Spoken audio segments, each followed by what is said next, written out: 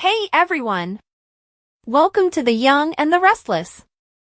I'm Jane, and I'm so excited to have you here. If you love Young and the Restless, then you're in the right place. Make sure to hit that subscribe button and turn on notifications so you never miss a video. Alright, let's dive right in. Amy's kidnapping sent shockwaves through Genoa City, leaving everyone stunned by the unexpected and terrifying turn of events. The gentle, unassuming girl had vanished without a trace, leaving only a terrifying ultimatum to Damian: end your relationship with Lily or Amy will pay the repercussions. The demand was brutal, premeditated, and completely unexpected, sending Damian into a state of panic and despair. He had no idea who was behind it or why they were targeting his connection with Lily, but one thing was certain: he needed to act quickly. Every passing second meant Amy was in danger, and the weight of that obligation overwhelmed him. His mind raced with possibilities. Was this a scorned lover? A business rival?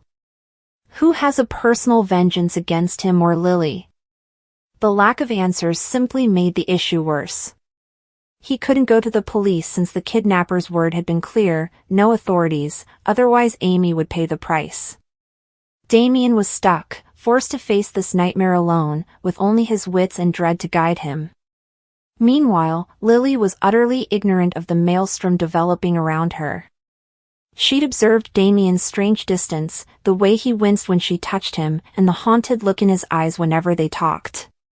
She tried to dismiss it, telling herself he was simply stressed about job or family, but she felt something was amiss.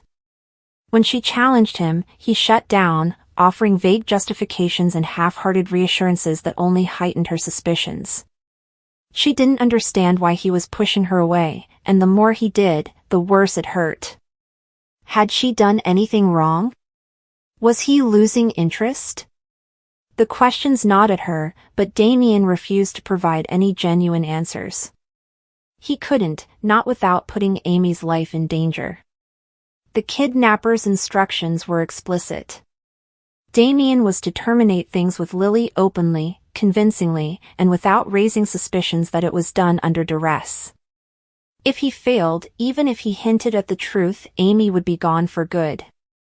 The thought made him ill. He felt profoundly for Lily, but how could he choose between her and the life of an innocent girl? It was not an option at all. He had to play along, no matter how much it hurt him or Lily. The day he broke up with her was the worst day of his life. He steeled himself, delivering cold, scripted platitudes about how they weren't a good match, how he needed space, and how it wasn't her, but him. Lily's face crumpled, her eyes welling with tears, but Damian could not console her. He had to sell the falsehood, even though it broke his heart. As soon as it was completed, he waited for word from the kidnapper, hoping Amy would be released. But the silence persisted, and with each passing hour, his fear deepened. Was he tricked? Did he just lose Lily for nothing? The concept was awful. He pondered reporting to the police, but what if the kidnapper was watching? What if his next move killed Amy? He was paralyzed, imprisoned in a nightmare with no escape. Meanwhile, Lily was left to pick up the pieces of their relationship, surrounded by friends and family who sought to console her, none of whom knew the true cause behind Damian's unexpected change of heart. Then the call came. A calm and mocking voice informed him that Amy would be released, but only after delivering another warning.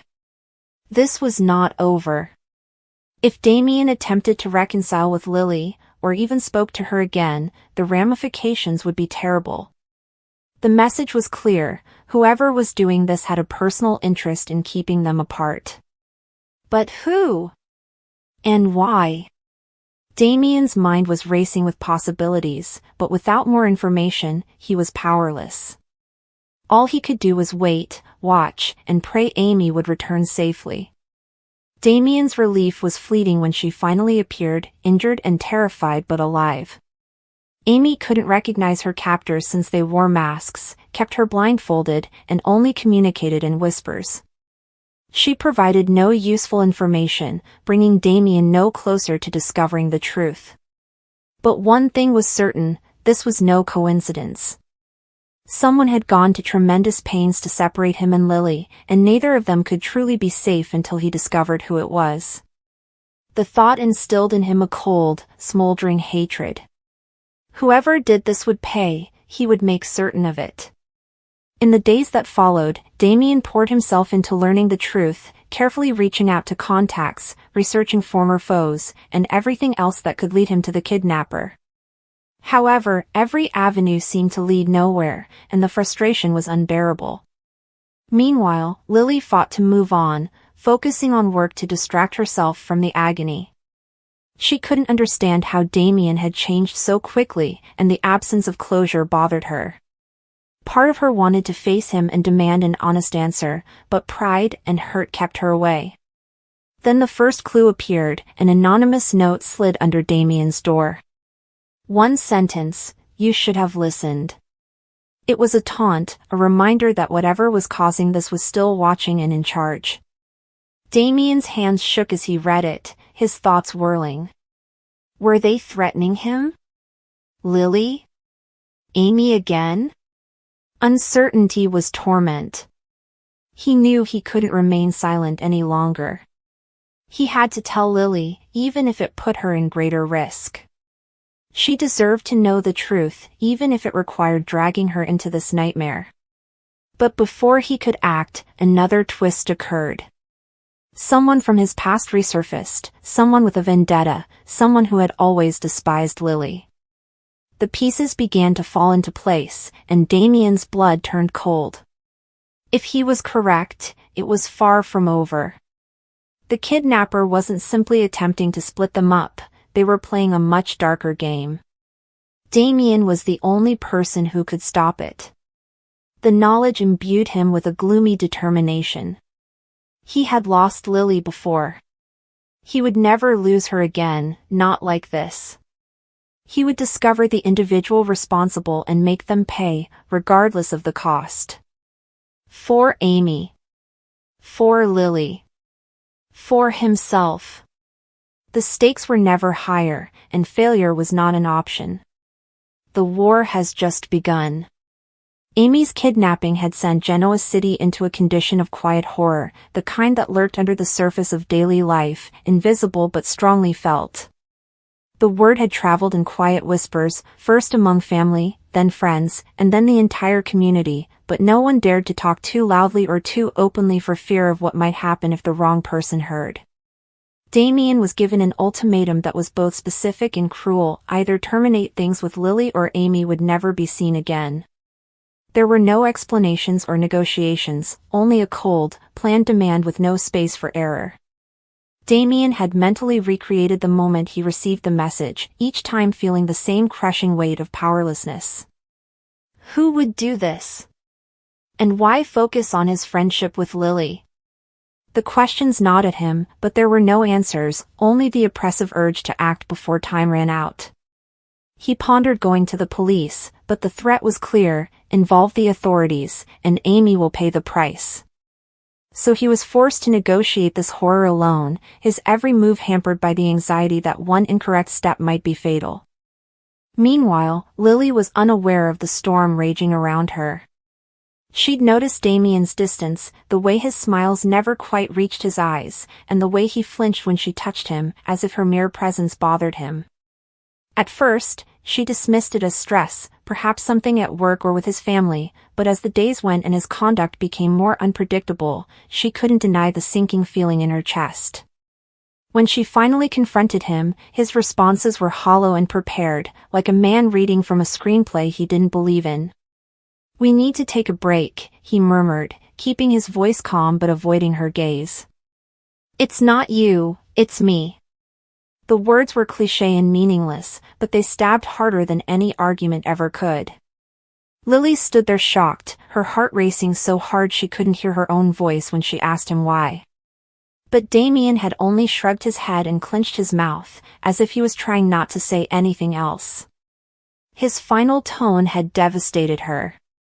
They were planning a future together one moment, and then he walked out without looking back.